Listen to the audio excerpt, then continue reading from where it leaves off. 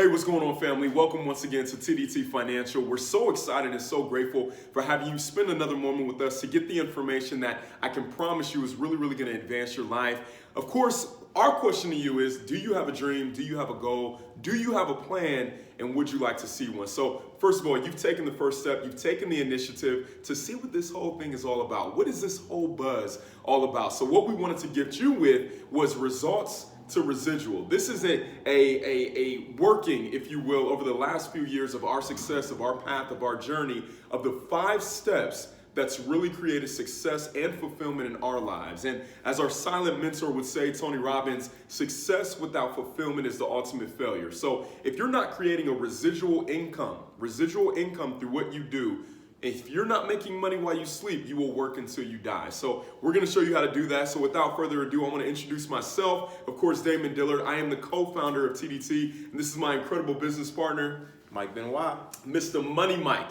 All right, it's Money Mike to you. So without further ado, we want to hop right into it. The 5 steps. If you're not taking notes, make sure you do so right now. The 5 steps to success and fulfillment. What's number 1, Mike?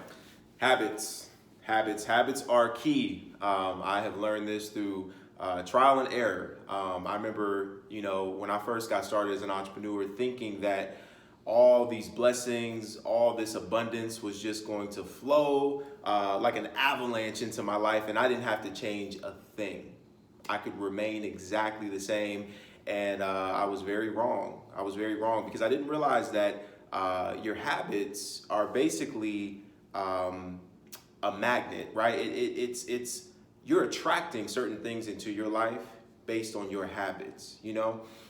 Some people think that diabetes runs in your family. When it doesn't, you actually have a habit of eating bad food, and you learn this from somebody, you pick this up from somebody. Everything that you know, believe it or not, you have learned that from somebody. Even your name, you learn that from somebody. So, when it comes to a habit, a lot of times I didn't realize that, early on in my journey, my habits were dictated based off my associations, the people that I was hanging around, the people that I was modeling myself after.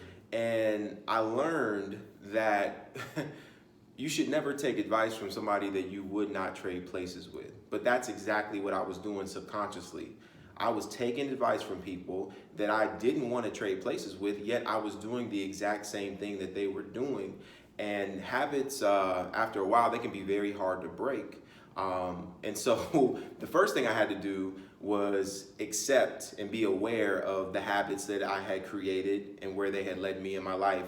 The next thing I needed to do was model someone who actually had the results that I wanted in my life, and I had to adopt those habits. And so can you tell us a story of how this has transitioned in your life and how this has been major for you? Yeah. I mean, the one thing that really sticks out to me about what you said is modeling. Yeah. Right. Yeah. You and I share the same mentor. Now he's a good friend of ours, which is pretty incredible. Yeah.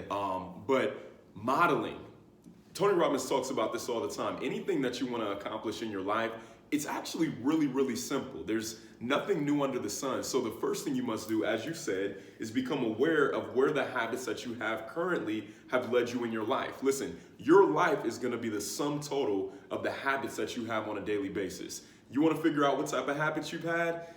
Not looking to step on your toes too much, but take a look at your bank account. And the reason why I say your bank account is because that's the easiest way to recognize right now, numerically, okay, how have my habits been serving me? What type of discipline have I been applying into my life? What have I been using, again, to create wealth? So when I look at modeling, when I look at the gentleman that we both look up to, I'll never forget meeting him about 4 years ago, and I knew at that time I was pretty lost. I wasn't really sure up from down, left from right. I didn't know the direction of my life. I didn't have any dreams, any goals, any ambitions. I knew I wanted to make a lot of money, but I didn't even know where to start. And one quote that we both love is, if you can find out what's in a man's head, you can have exactly what's in his hand. And I said, you know what? I'm not super passionate about what you're selling right now, right? Hey, you're extremely charismatic. You're a great guy. You're selling the crap out of this thing. You're humorous. You're awesome. But I know I'm not passionate about this product. However, it's not what you're selling that's creating your success. It's the way you're thinking. right? That's what I figured out very quickly. And I asked him about his habits. I asked him about his morning routine. I asked him about his personal development routine. What is he reading? What is he listening to? I asked him about his treatment of people. I asked him how he feels about himself. You know, these are all different indicators of habit that lead to different results. I can guarantee you right now, the way you wake up and the way Oprah wakes up is two totally different things. I think one of my favorite quotes is, the billionaire and the beggar both have the same 24 hours. So if you can find out the habits of a billionaire and simply model and copy that, you're going to reach success pretty quickly. Absolutely, absolutely. So, when it comes to habits, and there's a few that I want to point out that I think are extremely important.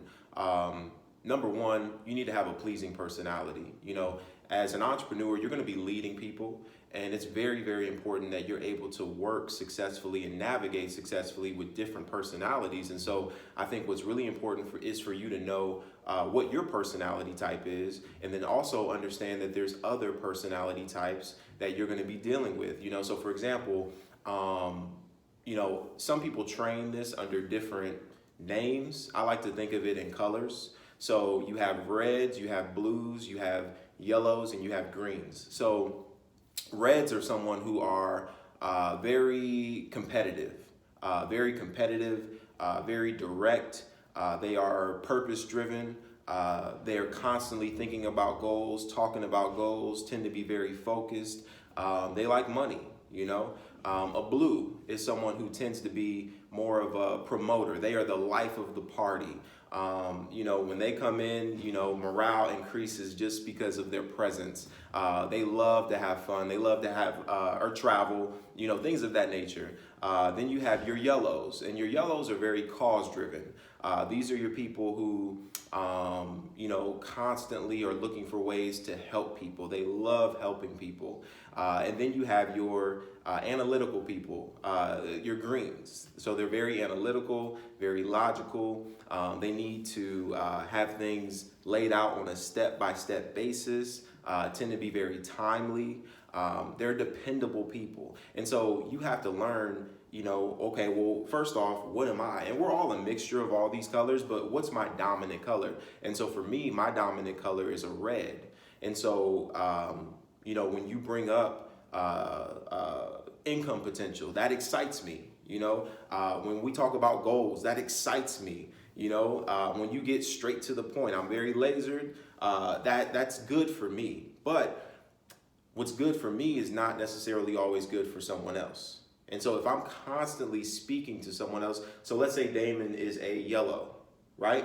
And so, I'm working with him, and I'm telling him, man, Damon, you got to check out this opportunity, man. It's amazing. You can make so much money, man. And he's a yellow, so he's very cause-driven. So guess what he's going to be thinking? He's going to be thinking, man, you are going to HE double hockey stick with all that money. Who are you helping? Who cares about the money? And so you have to learn about different personality types and what drives people. And so I think that that's a habit that has to be developed. Are there any 100%. Other habits you can think of that are very, very important? Yeah, but we're going to save that for them. Okay. We're going to save that for them. We're going to save that for them. Thinking. We're going to talk about that a lot, but thinking is definitely the largest habit, in my opinion. Yes. Number two, if you guys are writing that down, number one is habits. Number two is associations. Do you want to kick that off? Associations. Yeah, man. I think it sounds kind of cliche, but it's true. You're the results of the 5 most people that you hang around. Show me your friends, I will show you your future. Mm-hmm. And, I didn't really realize how important this was, but it was very sobering when I finally realized this. The best example I can give you, I remember in high school, when I graduated high school, everybody was super, super excited about going to college. I mean, they were jacked out of their mind, excited, couldn't wait to get there because life was going to be completely different once they got that degree and that good job. And I was a little bit different. I was not excited, because and here's why. I started looking around. Okay, I started looking around, and I'm looking at all these people, and I'm talking about, people that are my family. I'm talking about my teachers, my peers. I'm looking at all these people, and I'm saying, they went down this path. You know, they took all these ingredients that are being given to me, right? And it didn't lead to the results that I'm looking to have in my life. And don't get me wrong, these people had nice homes, had 2 cars, right? Had the white picket fence, had 2.5 kids, right? They had the American dream, quote unquote. But it wasn't what I wanted, though. I wanted abundance. I wanted options. I wanted exotic cars. I wanted homes in multiple cities. I wanted to be able to give away 6 figures and 7 figures. I wanted to be able to do some outrageous things.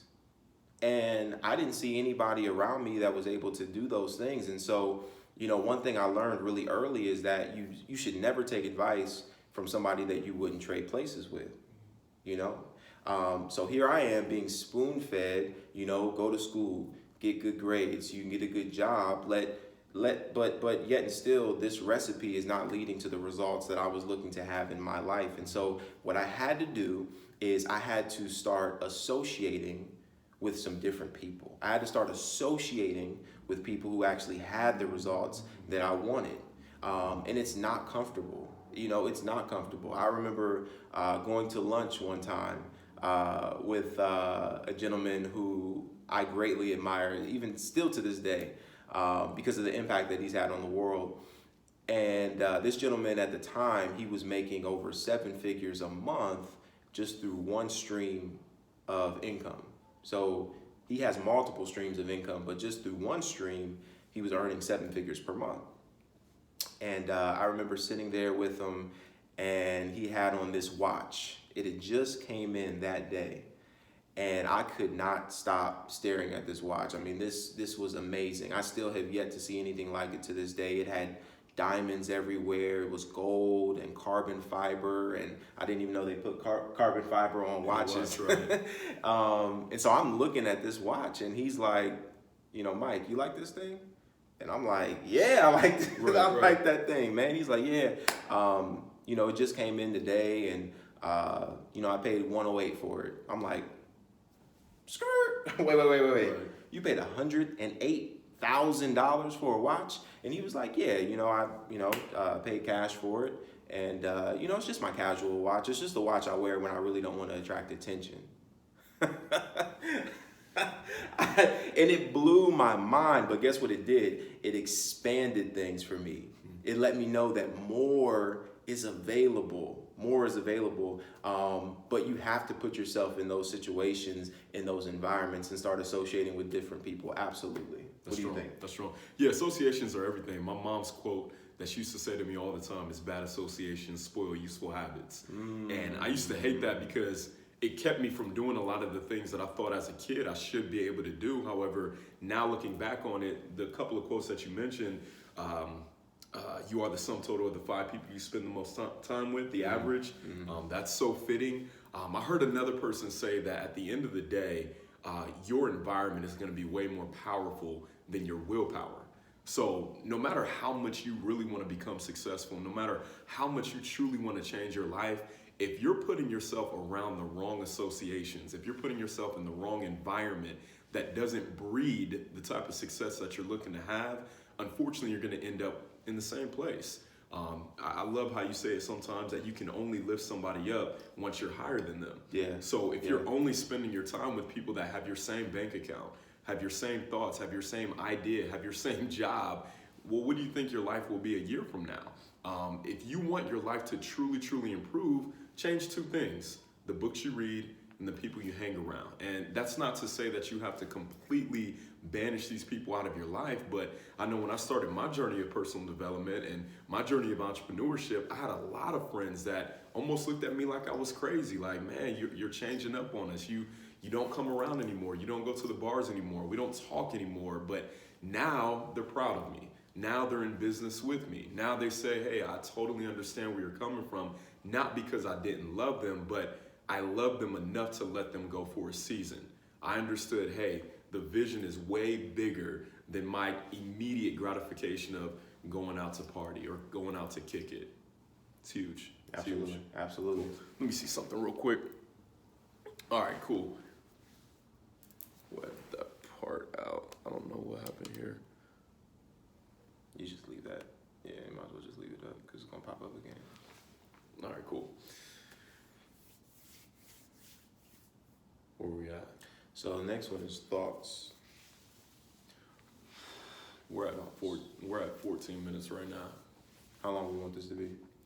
Not much longer. Maybe at the longest 30 minutes. Okay. So thoughts. Okay. All right. So the next habit that we want to cover are thoughts. Hold on. I was all like messing around. All right. You ready? So the next habit that we want to cover are thoughts. What you got for thoughts? Thoughts. Man, I mean, I don't want to go too deep on this subject, but we really could. I mean, because it's such a domino effect from your thoughts. Like, it's all connected. And the thing I like to tell people is that the first thing it starts with is your programming. So to give you an example, imagine you're typing something, you're printing something off on the computer, and you print it off, you get it, take a look at it, you notice that there's an error on there. And here's what most people do in life. Most people look at the error, they white it out, they go back to the computer, and they print it again. And they get the same result, and they say, okay, that whiteout didn't work. Maybe let me mark it out. They mark it out, they go back to the printer, they reprint it, the error is still there. And they do this over and over and over again. They do this 70 years and end up calling it a life, okay? So you're hearing this and you're probably saying, well, that's an easy fix. All you have to do is just go to the computer, correct the error there, and then you'll get a different result, right? And the same thing holds true in our life, right? But what you have to do is you have to address the source. You have to address the source. And the source is what Damon is bringing up right now, which is your thinking. Your thoughts have to change. So how do I change my thoughts? Well, first thing you must do is change your programming. Mm-hmm. Change your programming. And we're going to talk about that here shortly. It's so fitting. But you change your programming, you're going to change your thinking. If you change your thoughts, it's going to change the images in your mind. Right? You change these images or pictures in your mind, it's going to change the way that you feel. If you change the way that you feel, it changes your actions. And if you change your actions, it changes your results completely. That's right. That's right. Man, I don't know what else I can say to that. But I will say this, right? You guys know I'm long-winded, but I want to keep it laser here. There's a scripture in the Word, Bible, basic instructions before leaving earth, that says, as a man believes in his heart, so is he. I believe that the heart represents your subconscious mind. Your subconscious mind is important when it comes to your thoughts because it literally controls your automated system, right? What I mean by that is your blood pumping right now, you hearing different sounds in the room, but only paying attention to my voice. That's all your subconscious mind. So if I want to affect how I believe, if I want to affect the results in my life, if I want to affect who I am, it has to start with what's going into my heart. With that said, it takes us into the next habit. All right, the next habit is education over entertainment. Education over entertainment. What you got on that? Yeah. So, this was a hard one for me to change too when I first got started. Because if you would have hopped in my car, if you would have came to my home, it was just nothing but rap music. If you would have, scrolled on my computer, I probably was tuning into the latest, sports website or gossip website. I was interested in other people's lives. If you turned on the television, the same thing would happen. And, it's funny, when you look at the word television, that's exactly what they're doing. They're telling you a vision, And so my mentor, one of the first things he told me to do was go on a fast. He said, I want you to go on a complete fast where you don't listen to any music or watch any TV for 30 days. And it sounded like the most outrageous, like ridiculous thing ever. I was like, I can't live without cable. Right. I can't live without whoever I was listening to at the time. I can't live without these things. But what he was trying to get me to understand was that a couple things. Number one, when you're tuning into these things, you're contributing to their income. You're not contributing to yours. You're contributing to their future. You're not contributing to yours, you know? So, you know, I won't name any artists, but there's plenty of artists out there that are great. And I listen to them today. I love them. But guess what? When you're listening to them in your car, all you're doing is contributing to their income. No, I needed to change that. I needed to start contributing to my income. Because I was broke. That's what my bank account was screaming, broke. Yeah. I needed to shift some things. And so we're going to implore you to start educating yourself, personal development. And that's what I started doing. So I went on a fast and I was listening to Tony Robbins. I was listening to Jim Rohn. I was listening to Robert Kiyosaki. I was listening to people like David Imonitie. I was listening to great men, great women who actually had the results in their life. And so it was paradigm shifting for me. I mean, it shifted so many things in my life, but education is key. It's funny that you would say paradigm shifting, because the very first thing that we talked about were habits, and a paradigm is in fact a multitude of habits. So when we're talking about this area of education over entertainment, this is so key. I mean, this is so important for you to really understand. And really the one thing that I think we changed that caused the biggest shift in our lives, understand that right now, everything that you have in your life is a result of conditioning. All right, that's it. So if you want to understand conditioning, conditioning is really everything that you've experienced since the moment you were born has created who you are. It's created the way you think about yourself, the way you view the world, the way you view relationships, the way you view money, everything. So a lot of people forget the influence that TV has on them, right? I love the acronym CNN, constant negative news, right? Mike tells a story about his father, and I believe, correct me if I'm wrong, what he used to say about his father is every time he went out of the house, his father would always say to him, be safe, son. Be safe, son, right? And he said it was crazy because the first time he was like, okay, all right, cool, I will. But every single time, hey, be safe, son. Be safe, son. Be safe, son. And then Mike recognized what his father was watching on TV all the time, which was something my parents were watching all the time, First 48, which is creating a narrative that the world is horrible.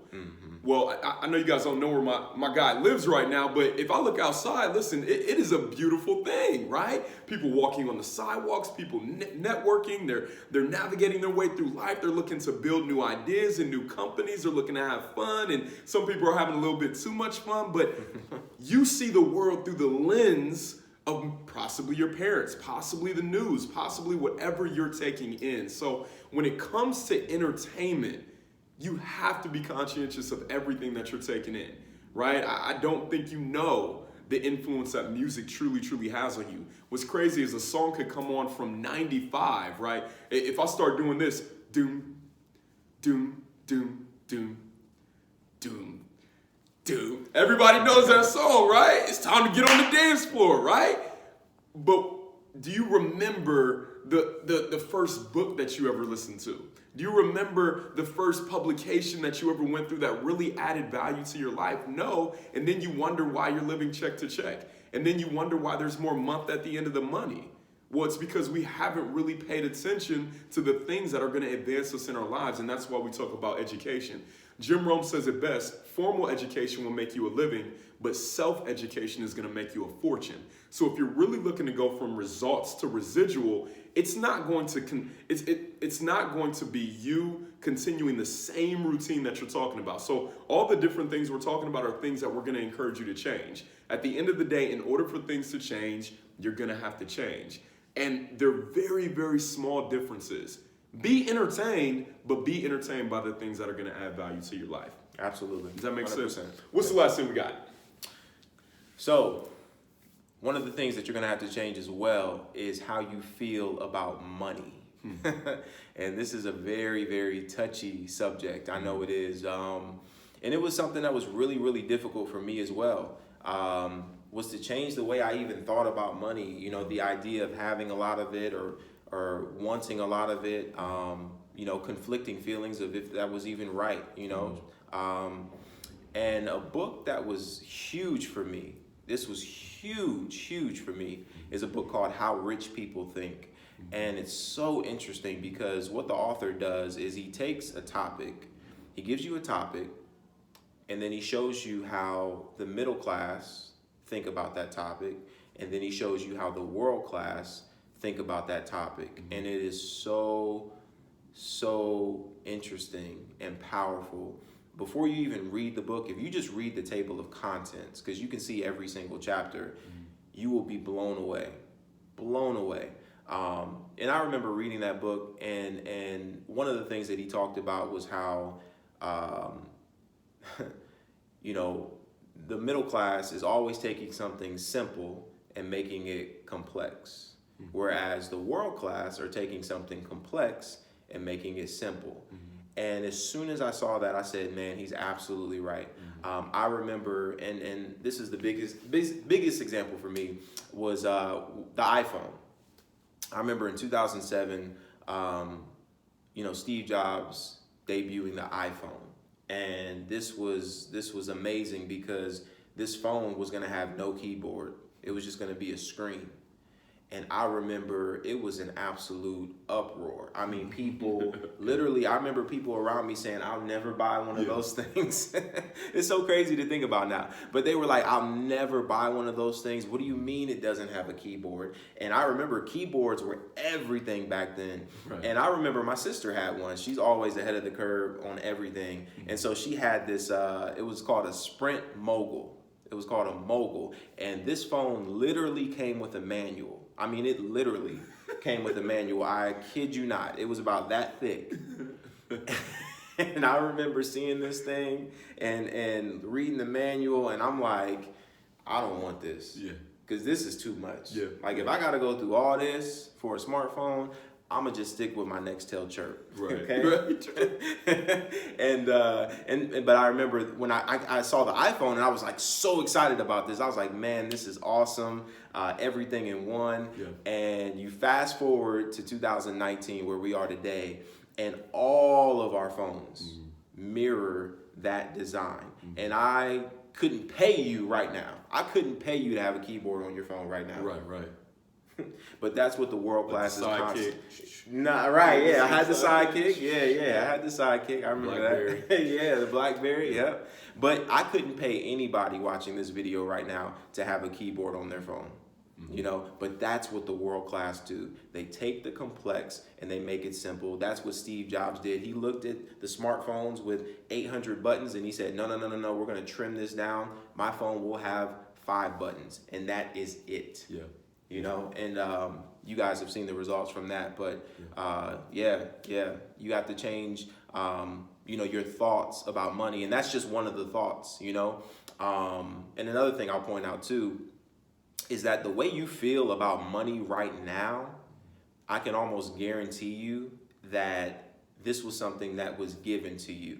It was a thought that was given to you by somebody else, you know. And I remember my mentor giving me this example. It's always stuck with me. But he said, Mike, you have to choose your own thoughts. You have to choose that. You have to dictate the way you feel about things, you know. And he asked me, he said, Mike, you know, would you allow me to come into your home right now and dump a whole bunch of garbage in the middle of your living room? Just literally take a trash can full of garbage and dump it in the middle of your living room.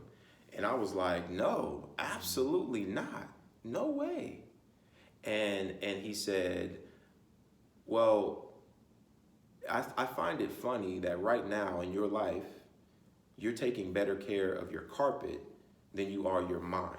Because when it comes to the results in your life, a lot of these things have come from thoughts that you've allowed other people to dump on you, that you've just subconsciously adopted, you know? And so you have to take hold of that. You have to take power of these things and change the way that you feel about money if you want more money in your life. Yeah, 100%. Well, just like you mentioned earlier, it's about awareness, right? Yes. Knowing how you truly feel about money right now. And again, the biggest indicator are simply the results in your life. Really, money is a feeling at the end of the day. So however you feel about something, you'll either attract it into your life or you'll push it farther away. So many people are saying, man, I really want money. Well, first of all, you have to have the right reasons behind wanting the money. Now, understand what I'm saying here, because I was just like you. Hey, I wanted the money to have a bigger house, to have a bigger car, to be able to have more freedom with my family. I had so many good reasons to create the money, but understand at the same time, I had so many other reasons going on inside that were deflecting those opportunities, that were deflecting the money away from me, which came from what you were talking about in conditioning. Not even the thoughts that I created myself, from things that I heard my parents say, from things that I heard the media say, from things that I heard my teachers say, right?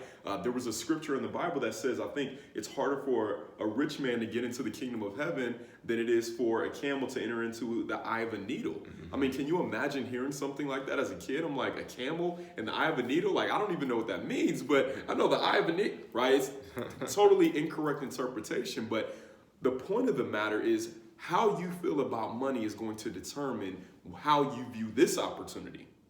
Does that make sense? So whatever it is going on in your life right now, at the end of the day, I think the key point of all this is, what is your worth, right? Because you're going to have certain habits in your life. You're going to take certain actions towards entertainment, towards thoughts, towards your feelings about money, about the people that are around you, based on how you view yourself, by your self-worth. And by getting around the right type of people, by getting around the right type of information, it can begin to curb that appetite towards the things that you truly want, the things that are going to give you true fulfillment. At the end of the day, hey, I'm 34 years young right now. Mike, 31, I believe? 32. 32 years young. Guys, I'm not sure how young you are watching this video or how mature you are, but at the end of the day, we all want something that everybody else wants in this world, which is fulfillment. We all want some type of significance. We all want to make our mark on this earth. And the reason why we created TDT Financial was to really give every person, I don't care your race, your background, your creed, your color, your preference, whatever the case may be, the same opportunity to create wealth. Why? To be able to live your life like no one else, but at the same time, leave your mark on this earth. So with that said, is there anything that you'd like to add? Nope. All right, cool.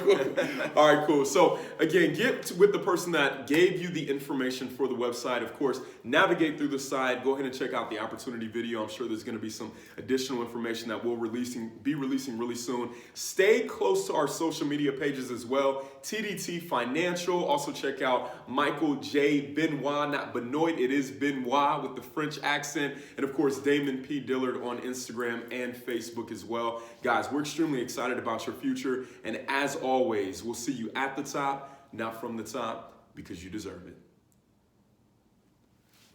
Wait. Do you want to reshoot the ending? Because my Instagram is Mike J. Benoit. I said that. You said Michael. Whatever. Are you sure? Yeah, you did. It's all good, though. I don't care. I haven't put it, yeah. Do you feel like you want to reshoot the ending, or you feel good about it? I don't really care. You don't care? No, okay. Okay, good, yeah. We good? Yeah, I think that's good. So it'll probably